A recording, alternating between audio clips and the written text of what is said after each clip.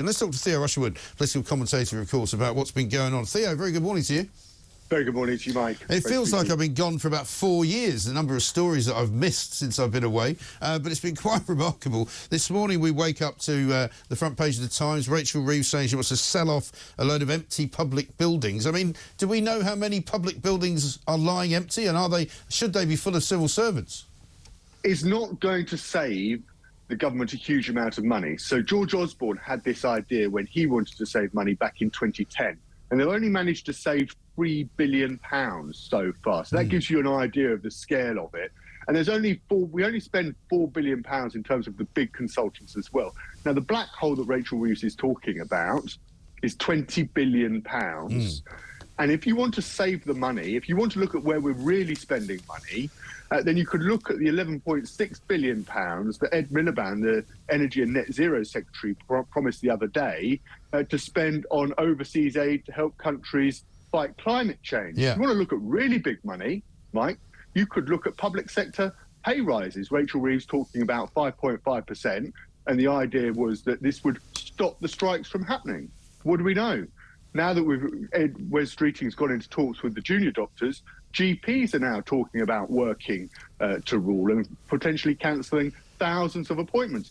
Is Rachel Reeves actually going to save any money? Because the big idea was that if you spend money by giving people public sector pay rises, then you stop the strikes. But is that actually going to come to fruition? Because as soon as you go into talks with one group of public sector workers, the other ones put their hands up and say, please, can I have a pay rise? Well, of course. I mean, it's political naivety, surely, to think that, oh, if we give everybody a pay rise, then they won't go on strike. I mean, it's a bit like you never pay ransom, you never pay kidnappers, you don't pay terrorists, because if you do, they come back for more. And I can guarantee you this, if they pay a pay rise to all the public sector workers who are so supposedly badly done by at the moment, they'll be back next year for another one. Yes, and that's the problem. But the whole point of Rachel Reeves' argument for giving public sector workers a pay rise is that actually there was a quote-unquote cost to all of the strike and industrial action. So she was saying she wanted to stop it. But now we end up in a situation where the GPs are threatening to work to rule, which will mean, Mike, that thousands of patients don't get their GP appointments. Nobody's doubting that it's very, very hard on the front line for many GPs. They're dealing with potentially 37 to 55 appointments a day.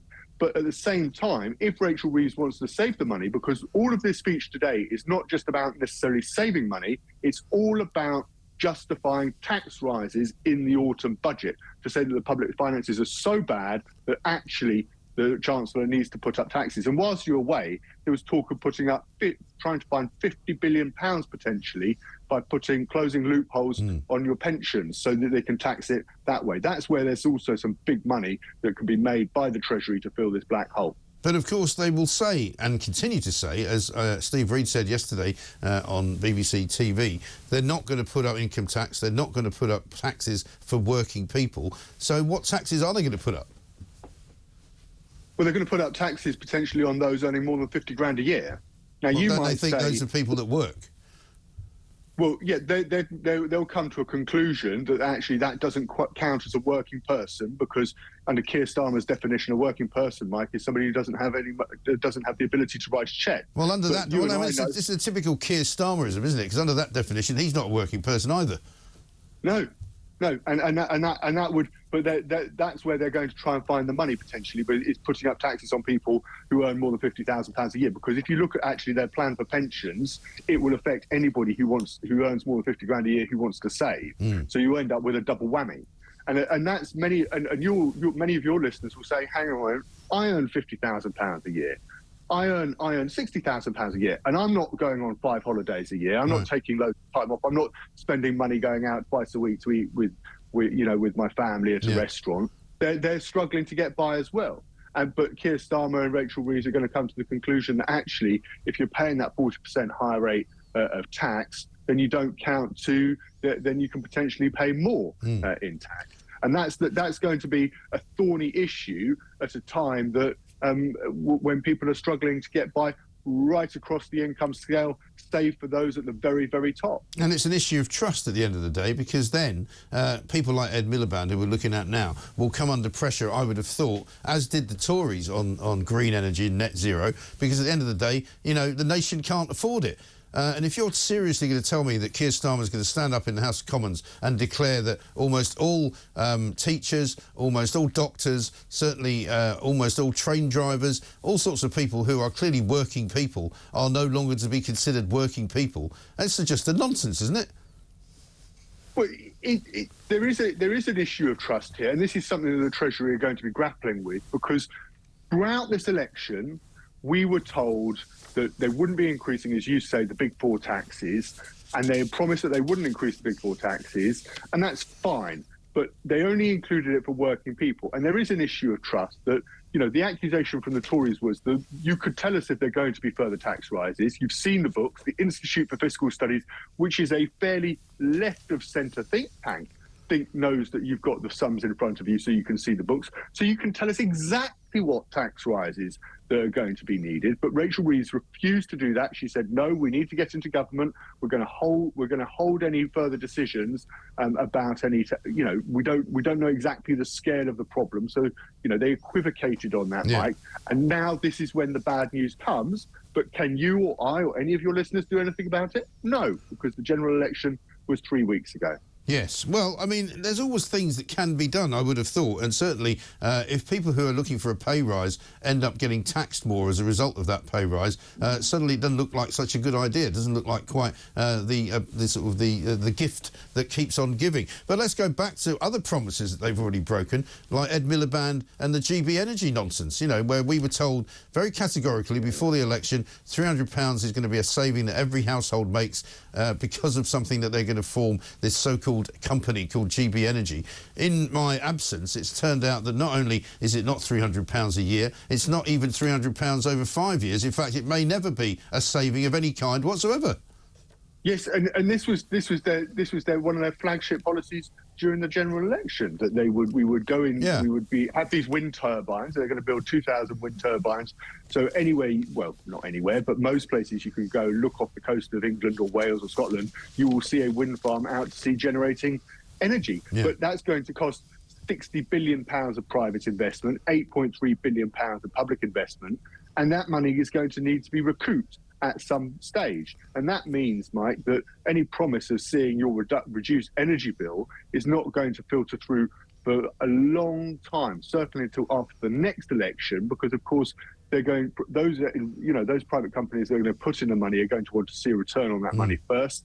And so we're not going to end up with cheaper energy bills as a result. But that was the whole point of the policy, was to say to consumers, to say to voters, actually, by voting Labour, you're going to get these wind farms, and you may not like the look of the wind farms, but you are going to end up with cheaper energy bills as a result, because it's renewable energy, and we don't have to rely on importing oil and gas from overseas. Yeah. So today is the final day of Parliament, I understand. Then it's all off for the summer.